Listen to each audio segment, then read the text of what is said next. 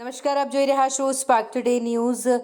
દાહોદમાં ભારતીય ટ્રાઇબલ પાર્ટીના ગુજરાત પ્રદેશ પ્રમુખને કોંગ્રેસ પદે લોકસભાની ટિકિટ મળે એવી લોકચર્ચાઓને લઈ દેવેન્દ્રભાઈએ પ્રતિક્રિયા આપી। આવનાર લોકસભાની ટિકિટ કોંગ્રેસ પદે ભારતીય ટ્રાઇબલ પાર્ટીના ગુજરાત પ્રદેશ અધ્યક્ષ દેવેન્દ્રભાઈ મેડાને ટિકિટ મળવાની વાતને લઈ ભારતીય ટ્રાઇબલ પાર્ટીના ગુજરાત પ્રદેશ પ્રમુખ દેવેન્દ્રભાઈ મેડાથી વાતચીત કરતા તેમણે જણાવ્યું કે હાલ મને પણ લોકચર્ચાએ જાણવા મળેલ છે, મારું નામ કોંગ્રેસમાં બોલાય છે અને ગુજરાત પ્રદેશ પ્રમુખ દેવેન્દ્રભાઈ મેડાએ વધુમાં કહ્યું કે જો મને કોંગ્રેસમાંથી લોકસભાની ચૂંટણી લડવા માટે ટિકિટ મળે તો હું મારા ભારતીય ટ્રાઇબલ પાર્ટીના કાર્યકર્તાઓ, આમ આદમી પાર્ટીના કાર્યકર્તાઓ અને કોંગ્રેસ પાર્ટીના કાર્યકર્તાઓ અમે સાથે મળી ભાજપને હરાવી કોંગ્રેસને 100% દાહોદમાં જીતાડવાની બાંહેધરી આપી।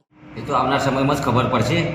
આજે અમારા જે બીટીવીએસ અને બીટીપીના જે કાર્યકરો છે એમના જોડે ચર્ચા કરીશું અને જે આપણને કોઈ સારો ઉમેદવાર મળશે કે જ્યારે સમાજને આદિવાસી સમાજ હોય, ગરીબ સમાજ હોય, શોષિત સમાજ હોય એમને ન્યાય માટે લડે એવો અમને ઉમેદવાર મળશે તો અમે 100% એમને લડાવીશું, નહીં તો અમે જાતે પણ લોકસભાનું ઇલેક્શન લડવા અમે તૈયાર જ છીએ। અમને સૂત્રો દ્વારા લોકચર્ચાએ જાણવા મળેલ છે કે તમને ઇન્ડિયા એરલાઇન્સમાં ટિકિટ મળવાની છે, શું આ વાત સાચી છે?